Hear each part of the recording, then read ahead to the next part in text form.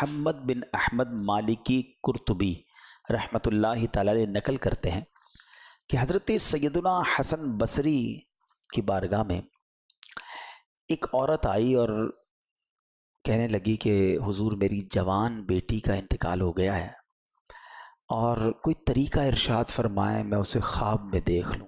حضرت حسن بصری رحمۃ اللہ تعالی علیہ نے اسے ایک عمل بتا دیا کہ یہ عمل کرو تو تم اپنی بچی کو خواب میں دیکھ لو گی۔ اس عورت نے اب وہ عمل کیا، وہ وظیفہ کیا، وہ دنیا سے جانے والی جو اس کی بچی تھی، اس کی بیٹی جو تھی، وہ اسے خواب میں نظر آئی، مگر عجب حال میں نظر آئی۔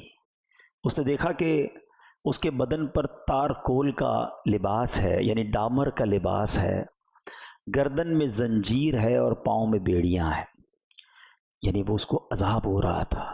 ماں تھی اور اپنی بیٹی کی یاد میں تڑپ رہی تھی، مگر جب خواب میں اپنی بیٹی کو عذاب میں دیکھا، وہ ہیبت ناک منظر دیکھا تو کانپ اٹھی۔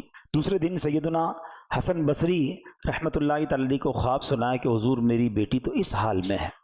اب بڑے غمزدہ ہوئے۔ کچھ عرصے کے بعد سیدنا حسن بصری رحمۃ اللہ تعالی علیہ نے خواب میں ایک لڑکی کو دیکھا جو جنت میں ایک تخت پر اپنے سر پر تاج سجائے بیٹھی ہوئی ہے۔ آپ کو دیکھ کر وہ جو لڑکی تھی وہ کہتی، حضور آپ جانتے ہیں میں کون ہوں؟ میں اسی خاتون کی بیٹی ہوں جو آپ کے پاس آئی تھی اور میری ایسی حالت بتائی تھی۔ حضرت حسن بصری کہنے لگے کہ تم تو عذاب میں تھی، تمہاری ماں نے بتایا کہ تم تو بڑی تکلیف میں تھی، آج تو تم جنت کی نعمتیں لوٹ رہی ہو۔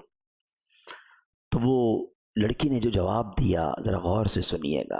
وہ لڑکی کہتی ہے کہ حضور قبرستان کے قریب سے ایک عاشق رسول کا گزر ہوا تھا، واقعی میں عذاب میں تھی، مگر میری قبر جس قبرستان میں تھی وہاں سے ایک عاشق رسول کا گزر ہوا اور اس عاشق رسول نے ایک درود پاک پڑھ کر قبر والوں کو ایصال ثواب کیا، یعنی ہمارے قریب سے گزرتے ہوئے اس نے درود پاک پڑھا، اللہ کریم نے اس کے درود شریف پڑھنے کی برکت سے ہم 560 قبر والوں سے عذاب کو دور کر دیا۔